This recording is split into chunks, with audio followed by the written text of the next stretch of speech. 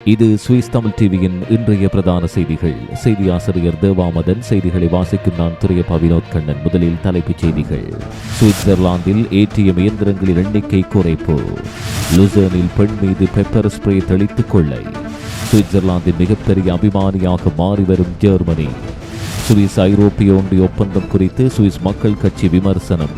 வெளிநாடுகளிலிருந்து பிள்ளைகள் தத்தெடுக்கப்படக்கூடாது சுவிஸ் கோரிக்கை.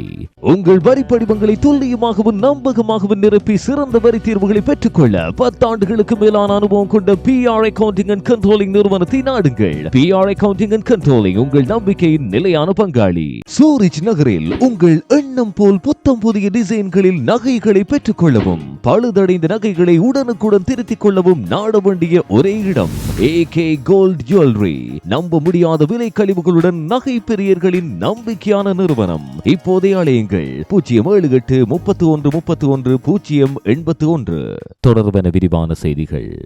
வெளிநாடுகளிலிருந்து பிள்ளைகள் தத்தெடுக்கப்படக்கூடாது என சுவிட்சர்லாந்தின் அமைச்சர் பி ஜென்ஸ் தெரிவித்துள்ளார். பல தசாப்தங்களாக பெரும் எண்ணிக்கையிலான பிள்ளைகள் களவாடப்பட்டு சுவிட்சர்லாந்தில் சட்டவிரோதமான முறையில் தத்தெடுக்கப்படுவதாக கூறப்படுகிறது. வெளிநாட்டிலிருந்து பிள்ளைகள் தத்தெடுக்கும் நடவடிக்கை முற்றுமுழுதாக தடை செய்ய வேண்டும் என ஜென்ஸ் கோரிக்கை விடுத்தார். வெளிநாடுகளிலிருந்து பிள்ளைகள் தத்தெடுக்கப்படுவதை தடுக்கும் யோசனை ஒன்றை நாடாளுமன்றத்தில் சமர்ப்பிக்க உள்ளதாகவும் தெரிவித்தார். சிறுவர்களை தத்தெடுப்பதன் மூலம் இடம்பெறக்கூடிய துஷ்பிரயோகங்களை தடுக்கும் நோக்கில் இந்த நடவடிக்கை எடுக்கப்பட உள்ளது. அண்மைய நாட்களாக வெளிநாடுகளிலிருந்து பிள்ளைகள் தத்தெடுப்பதில் பல்வேறு பிரச்சனைகள் எழுந்துள்ளதாகவும் இந்த பிரச்சனைகளை தடுத்து நிறுத்துவதற்காக சட்டங்கள் இயற்றப்பட்டு அமல்படுத்தப்பட வேண்டும் எனவும் பி ஜென்ஸ் தெரிவித்துள்ளார்.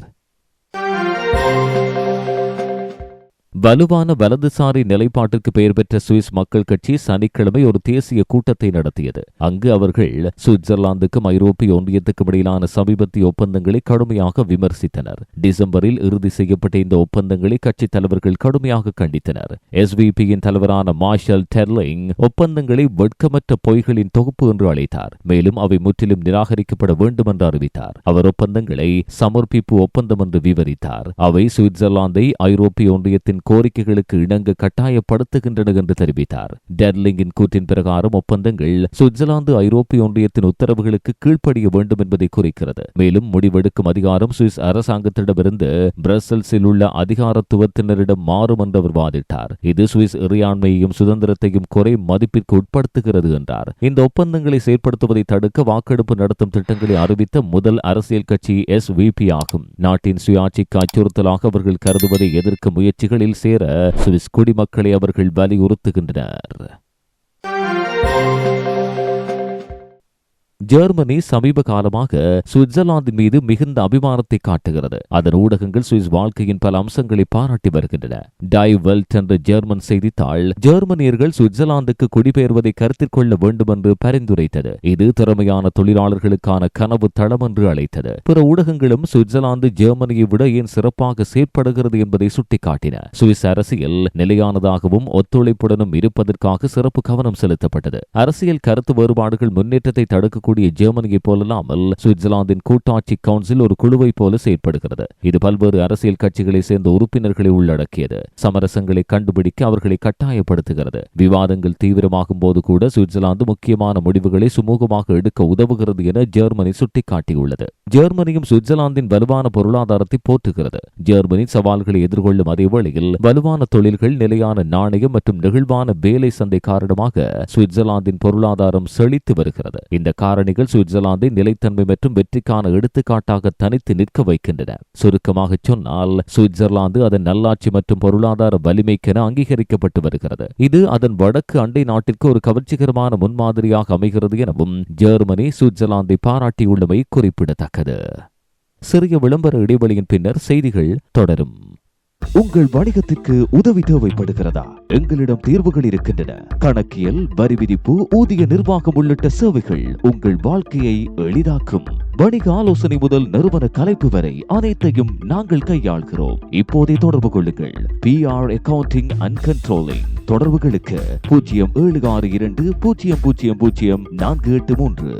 சுவிட்சர்லாந்தில் ATM இயந்திரங்களின் எண்ணிக்கை குறைவடைந்து வருவதாக தெரிவிக்கப்பட்டுள்ளது. அதிகமான மக்கள் பணத்திற்கு பதிலாக தொடர்பு கிரெடிட் அட்டைகள் அல்லது கட்டண பயன்பாடுகளை பயன்படுத்த தேர்வு செய்கிறார்கள். எனவே சில வங்கிகள் தாங்கள் செயற்படுத்தும் ATMகளின் எண்ணிக்கையை குறைத்து வருகின்றன. எடுத்துக்காட்டாக வாட் கண்டோ கண்டோனல் வங்கி அரிதாக பயன்படுத்தப்படும் சில இயந்திரங்களை அகற்றியுள்ளது. இருப்பினும் வலைஸ் கண்டோனல் வங்கி அதன் ஏடிஎம்களின் எண்ணிக்கையை குறைக்கவில்லை என்று கூறுகிறது. ஏடிஎம்களை இயக்குவது விலை உயர்ந்தது. ஒவ்வொரு ஆண்டும் ஒரு இயந்திரத்திற்கு சுமார் 30,000 சுவிஸ் பிராங்குகள் செலவாகும். மற்றொரு பிரச்சனை பாதுகாப்பு. கடந்த ஆண்டு 25 ஏடிஎம் இயந்திரங்கள் தாக்கப்பட்டன. சுவிஸ் தேசிய வங்கியின் கூற்றின் பிரகாரம் கடந்த 5 ஆண்டுகளில் 1000 ஏடிஎம்கள் அகற்றப்பட்டுள்ளதாக தெரிவிக்கிறது. ஒவ்வொரு வங்கியும் அதன் சொந்த ஏடிஎம் எந்திரங்களை இயக்கி நிர்வகிப்பதற்கு பதிலாக சுவிட்சர்லாந்து முழுவதும் உள்ள அனைத்து ஏடிஎம்களையும் ஒரே அமைப்பு அல்லது அமைப்பால் இயக்க முடியும். இந்த மையப்படுத்தப்பட்ட மேலாண்மை வங்கிகளுக்கான செலவுகளை குறைக்கும். ஏனெனில் அவை தங்கள் சொந்த இயந்திரங்களை பராமரித்தல், பழுதுபார்த்தல் மற்றும் பாதுகாப்பிற்கான செலவுகளை தனித்தனியாக கையாள வேண்டியது கிடையாது. அதிக செலவுகள் அல்லது குறைந்த பயன்பாடு காரணமாக வங்கிகள் மூடப்படக்கூடிய பகுதிகளில் கூட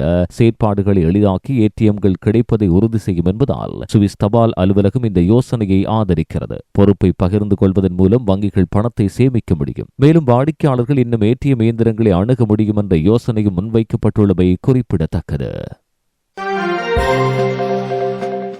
வெள்ளியன்று மாலை லூசர்ன் ஷென்கானில் ஒரு கொள்ளை சம்பவம் இடம்பெற்றுள்ளது. 66 வயதான பெண் ஒருவரே பெப்பர் ஸ்ப்ரேயால் தாக்கப்பட்டதாக கூறப்படுகிறது. தாக்குதலுக்கு பிறகு குற்றவாளி அவரது பணப்பையை திருடிவிட்டு தப்பி சென்றுள்ளார். பின்னர் லூசர்ன் போலீசார் சந்தேக நபரை பிடிக்க முடிந்தது. இது அல்ஜீரிய குடியுரிமை கொண்ட 21 வயது நபர் என்று திங்களன்று காவல்துறை அவர்களின் அறிக்கையில் தெரிவித்துள்ளது. குறித்த பெண் பயணித்த போது இந்த சம்பவம் நேர்ந்துள்ளது. குற்றவாளி அவரது முகத்தில் பெப்பர் ஸ்ப்ரேயை தெளித்து அவரை பாதுகாப்பற்றதாக மாற்றியதாகவும் அந்த வாய்ப்பை பயன்படுத்தி அவரது பையை பறித்ததாகவும் கூறப்படுகிறது. அதிர்ஷ்டவசமாக சிறிது நேரத்துக்கு பின்னர் அந்த நபரை அடையாளம் கண்டு போலீசார் கைது செய்தனர்.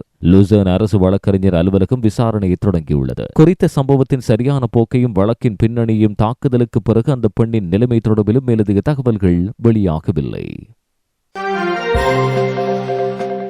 அக்டோபர் 12 முதல் 13, 2024 இரவு பெய்டனில் உள்ள ஒரு கிளப்பில் ஒரு தீவிரமான சம்பவம் நடந்தது. அதிகாலை 2:30 அளவில் நோட் போர்ட்டல் கிளப்பின் நடன மேடையில் ஒரு வாக்குவாதம் ஏற்பட்டது. அதில் ஒரு நபர் மொத்தம் 3 பேரால் தாக்கப்பட்டார். மேலும் இருவர் வந்து பாதிக்கப்பட்ட நபரை பலமுறை அடித்ததால் வாக்குவாதம் அதிகரித்தது. மேலும் உடலிலும் முகத்திலும் காயங்கள் உட்பட பலத்த காயங்களுக்கு ஆளான அந்த நபர் தரையில் விழுந்தார். கிளப்பின் பாதுகாவலர்கள் தலையிட்டு சம்பந்தப்பட்டவர்களை பிரித்து நிலைமையை சமாளித்தனர். போலீசார் தீவிர விசாரணை நடத்திய போதிலும் தாக்குதல் நடத்திய மூவரில் இருவர் இதுவரை அடையாளம் காணப்படவில்லை. இருப்பினும் அந்த இடத்தில் இருந்த கண்காணிப்பு கேமராவில் பதிவான காட்சிகளில் அடையாளம் தெரியாத 2 நபர்கள் இருப்பது தெளிவாக புலனாகிறது. குற்றவாளிகளை கண்டுபிடிப்பதற்காக பெய்டன் அரசு வழக்கறிஞர் அலுவலகம் ஜனவரி 20, 2025 அன்று பொது தேடலை தொடங்கியது. முதல் அழைப்புக்கு பிறகும் தெரியாத இருவர் வராததால் கண்காணிப்பு கேமராக்களில் இருந்து பிக்சலேட்டட் ஸ்டில் படங்கள் தற்போது வெளியாகியுள்ளன. இது அடையாளம் காண வழிவகுக்கவில்லை என்றால் பிப்ரவரி 3, 2025 அன்று படங்களை பிக்சலேட் செய்யாத வடிவத்தில் வெளியிட திட்டமிடப்பட்டுள்ளது. குறித்த நபர்கள் பற்றிய தகவல்கள் அறிந்தவர்கள் ஆர்கோ மாகாணத்தின் அரசு வழக்கறிஞர் அலுவலகத்தை தொடர்பு கொள்ளுமாறும் கேட்டுக் கொள்ளப்பட்டுள்ளது.